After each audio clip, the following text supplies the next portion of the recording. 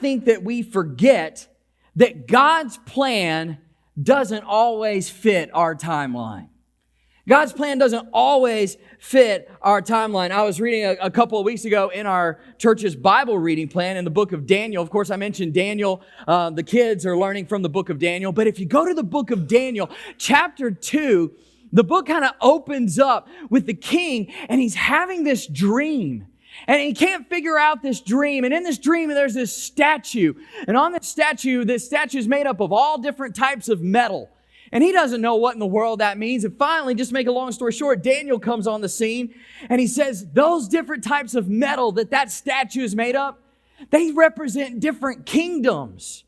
Kingdom of the head is going to be, that's going to be Babylon. Shoulders is going to be Persia. Down, the torso as you move down, that's going to be Greece, and the legs and the feet, that's going to be the empire of Rome. And what God was showing even that Babylonian king way back when is that, look, I've got this whole thing mapped out. Centuries, millennia, I've got this whole thing mapped out. And God's timeline is different than ours. God can see centuries. God can see millennia. In fact, 2 Peter chapter 3, verse 8, you know this. To God, 1,000 years is like a day. How does that make you feel? It makes me feel kind of small. But it makes me know that He's got everything in control. It lets me know that He's got everything under His plan. And we might be looking in our circumstances, depending on what your circumstances may be. They might be good, might be bad, but in the midst of our circumstances, sometimes we're looking for a miracle to happen. Have you ever been in that kind of situation? God, I need a miracle to happen. But sometimes, this is where I want to go with us today. Sometimes God's providence in your life and in my life is a process. How many times have we said, God, work a miracle. God, do a miracle right here. And there's many times that He does. But there's other times that He's trying to teach us. He's trying to teach us to be more faithful, be more mature. And He says, I want you to go through the process, because if you go through the process, you'll come out better and more mature and learn something on the other side. And sometimes that providential process that I'm talking about today doesn't meet our expectations. Sometimes we go into something and we're like, God, I don't know what to do. I need you to show up. And He can see, because He sees all of time, something different that doesn't meet our expectations. I'm going to put this video that I saw this week. I thought this was pretty providential this week. In just a second, I'm going to show you a video. And in this video, it's going to move pretty quick, so I'll kind of give you a heads up of what's going to take place. It's a little boy who's got his head stuck, okay? I don't know if you've ever dealt with this as a parent or had anything. And the adults he wants help. And so the adults get in there and they're trying to help him. They're trying to do things. I want you to see what happens. Can we roll that video this morning?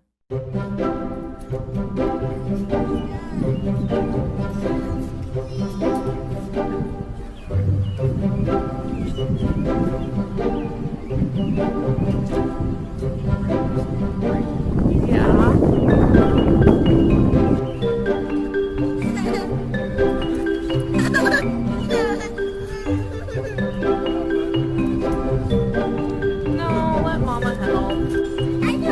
Okay, how are you gonna get out?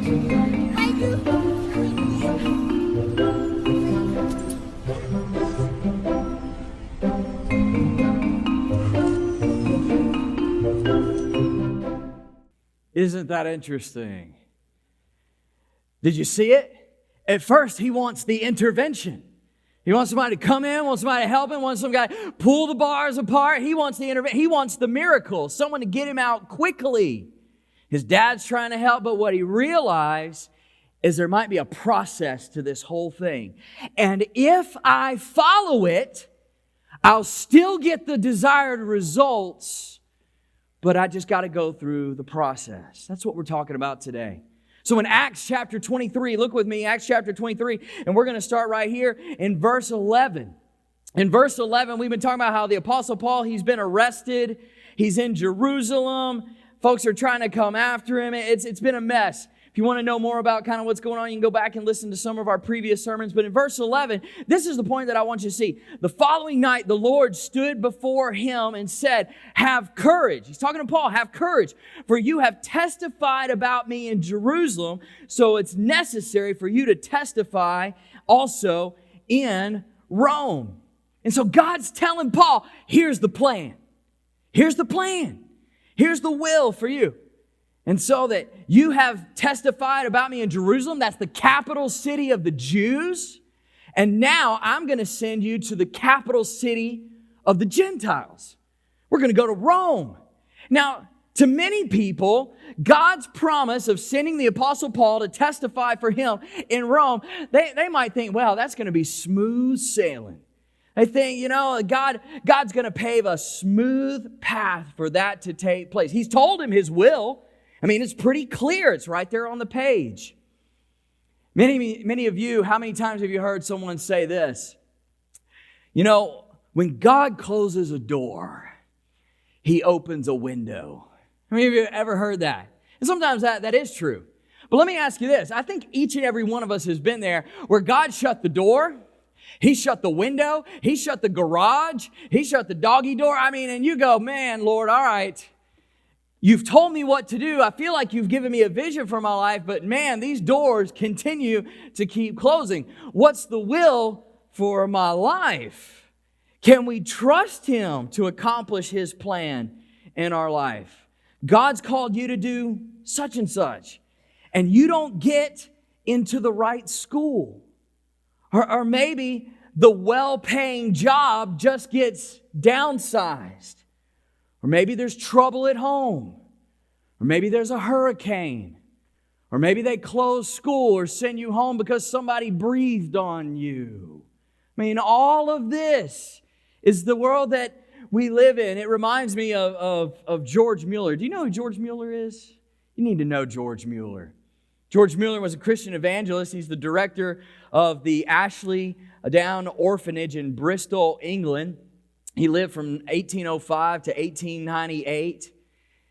And I like this guy. He reminds me kind of our organization because as we've got the Fall Food Roundup coming up right around the corner, and we talk about taking care of the orphans and the widows and all that kind of stuff. He cared for over 10,000 orphans over the season in the course of his life. Isn't that amazing? He was all about Christian education as well. He established 117 schools that offered Christian education over the course of his lifetime to 120,000 students. Do you think that all of that came easy for him? Do you think all of that, as many miracles as he experienced in order to have that take place in his life? Let me tell you, there are many times in George Mueller's life that things fell apart. And this is what he says. We'll put this up here on the screen. God delights to increase the faith of his children. That's us. Not children, us as his children. We ought, instead of wanting no trials before victory, no exercise before patience, to be willing to take them from God's hands as a means. A means to what, Pastor Dan? Well, I'm so glad you asked. Let's go on to the next slide right here. A means to trials, obstacles, difficulties, and sometimes defeats. They are the very food of faith. Isn't that good? The very food of faith. And here's what I want us to see today, is that God is going to accomplish his will in our lives if we'll remain submissive, faithful, obedient. I don't care what the setback looks like, because we all experience the setbacks.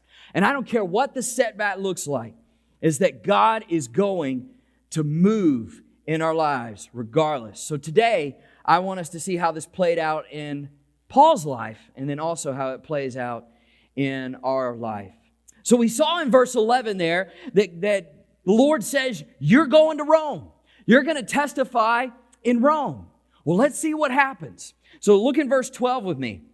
It says, when it was morning, the Jews formed a conspiracy and bound themselves under a curse not to eat or drink until they had killed Paul. Now remember, Paul is in custody of Rome. He is a Roman citizen, so they can't just beat him within an inch of his life. He deserves a trial. However, the Jews are saying, you know what? We're going to do what we can to try to take him out.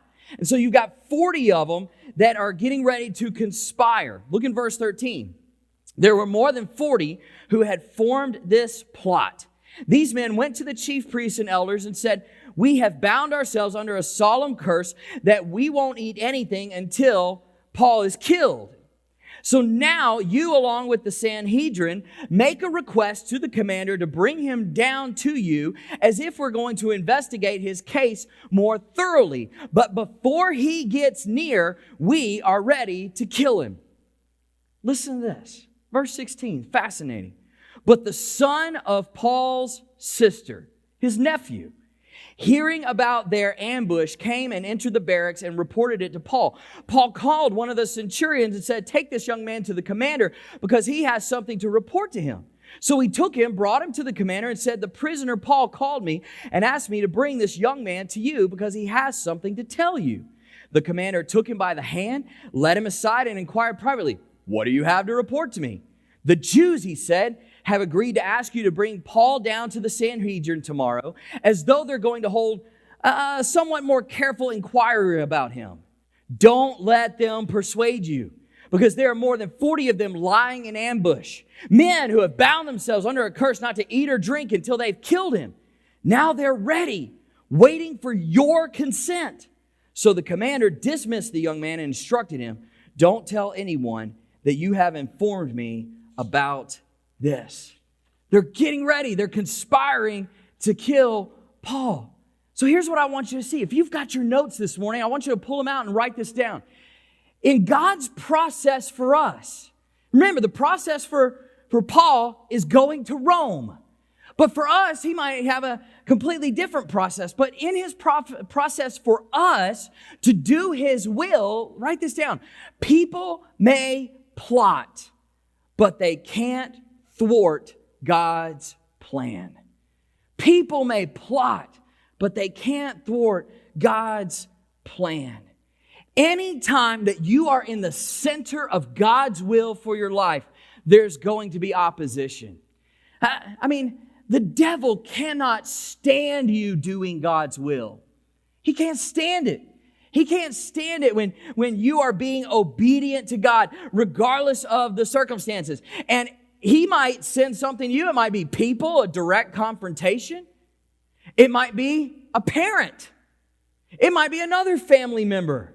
It might be a total stranger. It might be a coworker, a boss, an administrator. It might be anybody. But he might come against you with opposition. Here's what you need to understand. Satan is not afraid of you being successful in the eyes of the world. If you make $1 million, it doesn't make a lick of sense to him. He doesn't mind that. He doesn't mind if you're successful in the eyes of the world. What he's afraid of is your success in fulfilling God's work. That's what he's afraid of. Have you ever noticed sometimes things can be smooth sailing as long as you don't enter God into the picture? Oh, but man, you enter God into the picture, and now things are a little bit more tricky.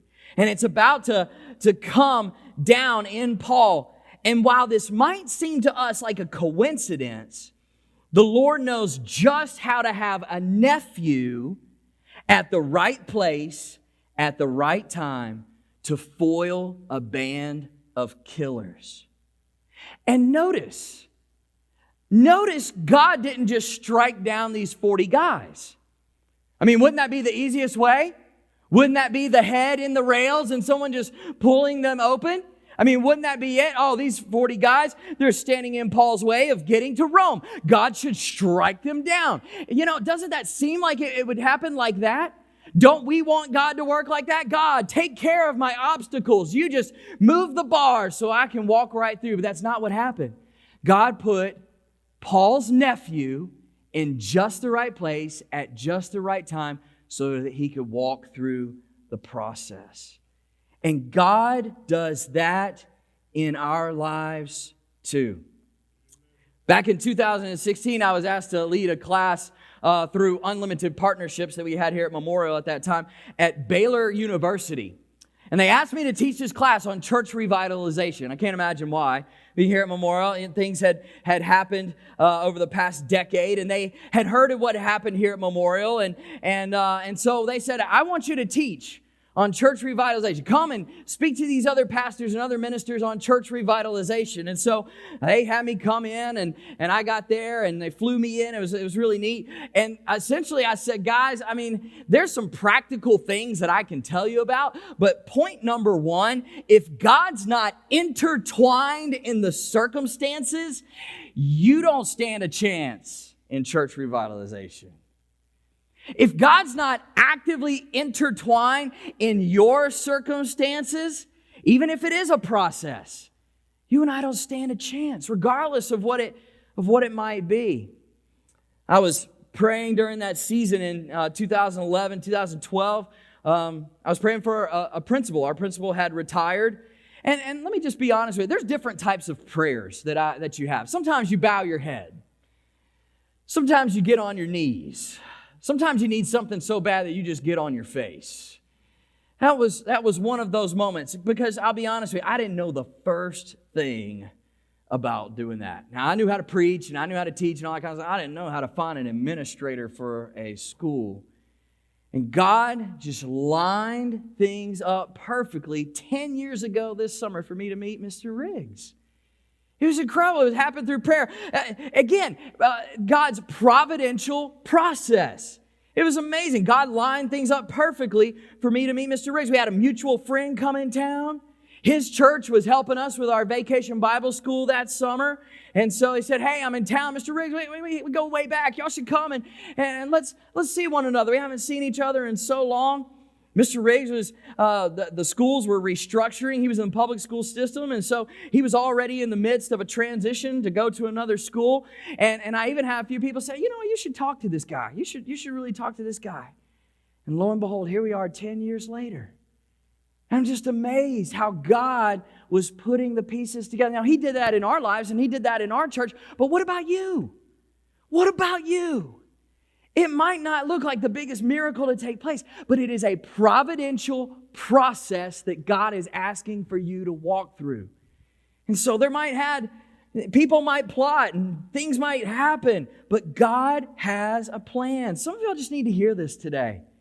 God is not in heaven wringing His hands about any situation in your life. Hear that. He's not wringing His hands. God is not in heaven going, man, I really hope that works out for them. God's not saying, man, what is he or she going to do? He's the God who strategically places nephews at just the right place at just the right time. Philippians 1 verse 6, we're going to put this one on the screen, because I just think it's so true in applying what we're talking about today. Take this for yourself. Take this, let this be your verse. For I'm confident of this very thing. He, talking about God, who began a good work in you will perfect it until the day of Christ Jesus. So man, maybe life is a roller coaster. It's up, it's down, it's left, it's right. God is in the process of perfecting you. The second thing that I want you to write down this morning is this. In God's process for us to do His will, number 2, circumstances may render you powerless, but God gives you His protection. Circumstances may render you powerless, but God gives you His protection. Don't you just love the feeling of being powerless in a situation? I just love that feeling. There's no anxiety like powerless anxiety. Paul realizes that there is 40 guys. I mean, it's not like one or two. There's 40 guys who have sworn to take his life. Not if we see him, if I ever see him, I'm going to give him a piece of my mind, and I'm going to take him out. No, they've sworn with an oath that they're going to come after him. And this is where things really get interesting. Notice what we see his nephew in the section that we just added earlier. He says, make sure that you go and talk to the commander about that. He talks to the commander. Commander says, don't let anybody know that you've talked to me. And then look with me in verse 23. In verse 23, it says, he summoned 2 of his centurions and said, get 200 soldiers ready and with 70 cavalry and 200 spearmen to go to Caesarea at 9 tonight. Okay, so let's do a little math. Okay, you don't have to be a huge math major. 200 soldiers plus 70 cavalry plus another 200 men with spears. How many is that? 470. Let me tell you, when God comes through, God comes through. When there's 40 guys coming against him, he said, look, I got 10 times that to help you out. Okay? But there's a level of responsibility here. Don't forget this.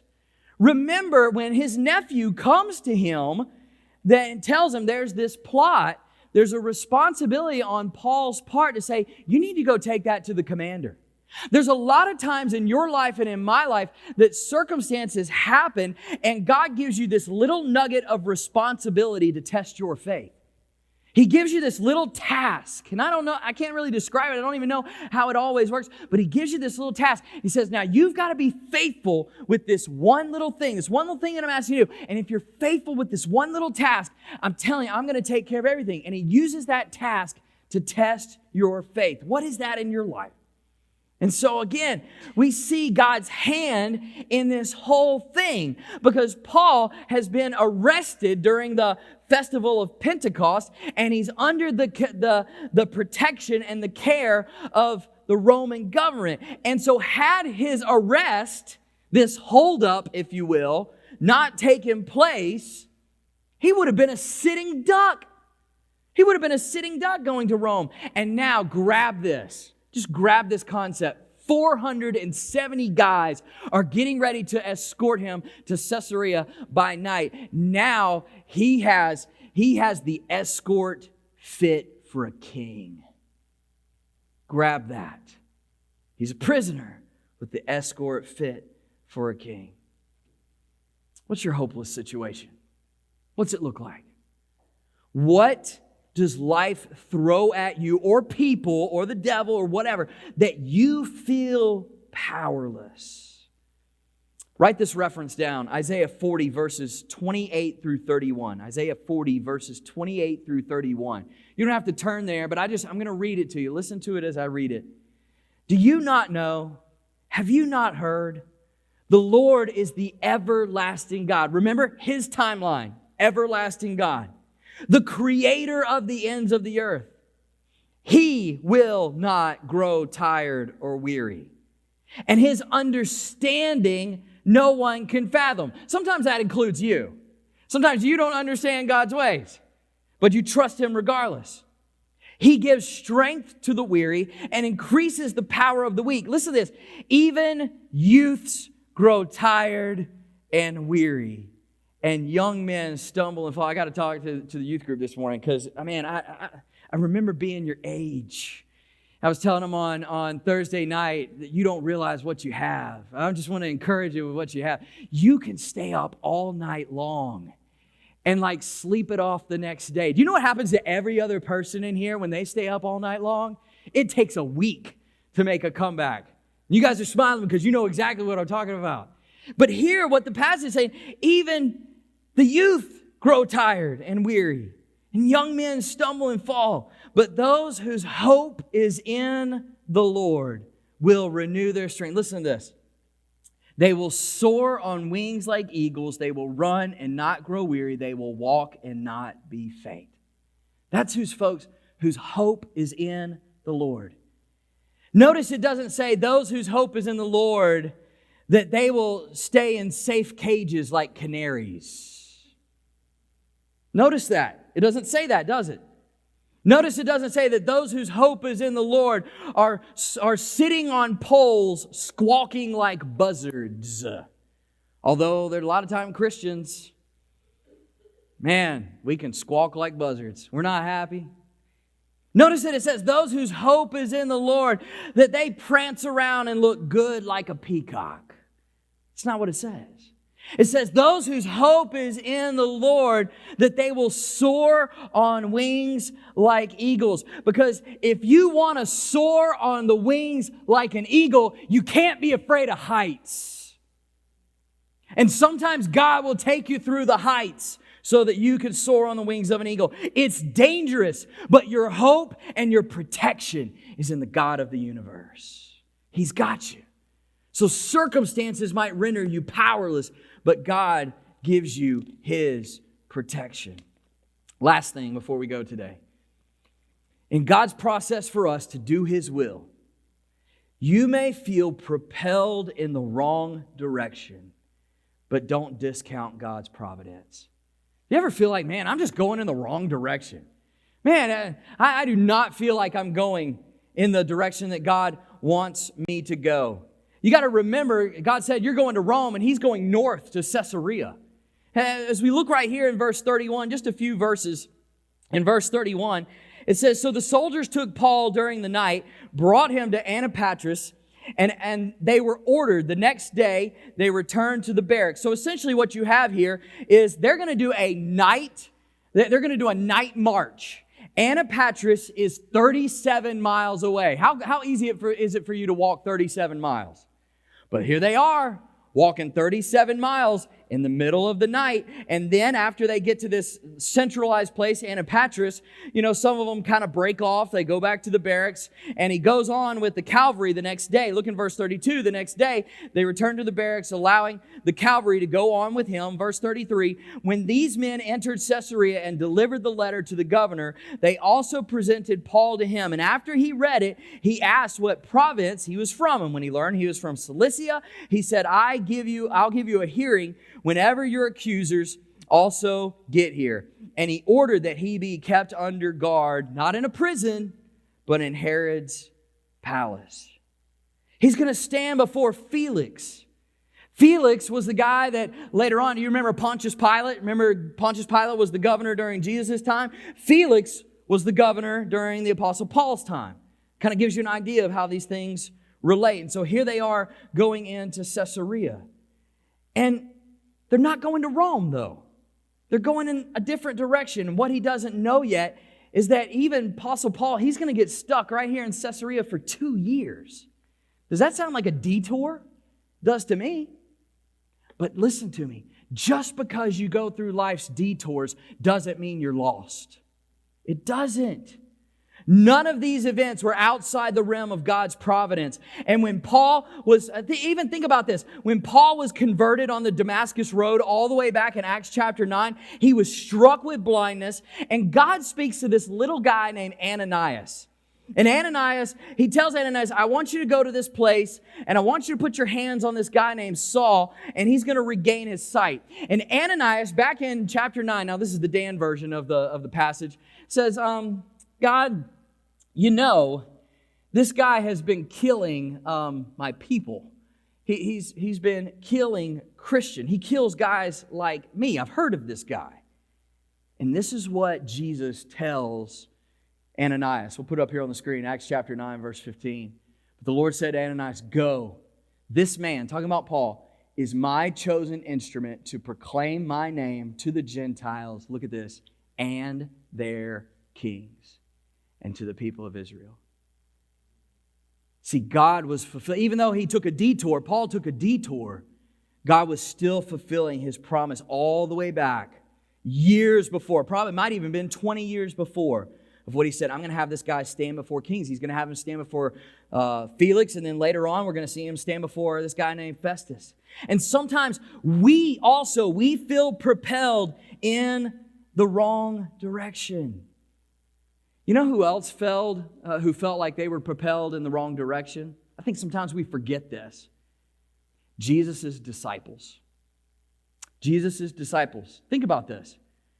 The night that he was arrested, they all ran in different directions. They didn't know what was going on. He told them. They ran all different directions. Peter denies him. And then after Jesus was crucified, do you remember what the disciples did? After he was crucified, he hadn't risen from the dead. You remember what they did? They hid. They hid because they thought, well, maybe we're next. You talk about being disillusioned. I mean, you talk about being propelled in the wrong direction. They weren't propelled in the wrong direction. They just had a little detour, but they weren't lost. The whole time, this was part of God's plan. It was the part of the providence of God to save the whole world. Remember that timeline I was telling you about? What if we go back 700 years? Let's go back 7 centuries. Isaiah chapter 53, verse 10. This is what it talks about when it's describing, it's prophesying about Jesus. It says, "Yet it was the Lord's will to crush him." The disciples were going, "What's going on?" Isaiah 700 years ago says it's the Lord's will to crush him, cause him to suffer. And though the Lord makes his life an offering for sin, look at this, he will see his offspring and prolong his days. And look at this, and the will of the Lord will prosper in his hand. It's all about the will of God. It's all about God's will. It's all about God's plan. It's all about God's providence. Isn't it good to know that when the God of the universe propels you in a direction that you aren't expecting, he does it on purpose? You say, "Pastor Dan, I didn't want to go in this direction." He did it on purpose so that he could work his providence in your life. When the road of life is covered in fog, when you wake up, have you ever seen one of these foggy mornings that we get here sometimes? And the road of life is covered in fog, and you got to go to the causeway. You got to go to the North Shore in fog. I hate that feeling, you know? It's a straight shot, but it's weird. You know that he's already foreseen you getting and you arriving at your destination.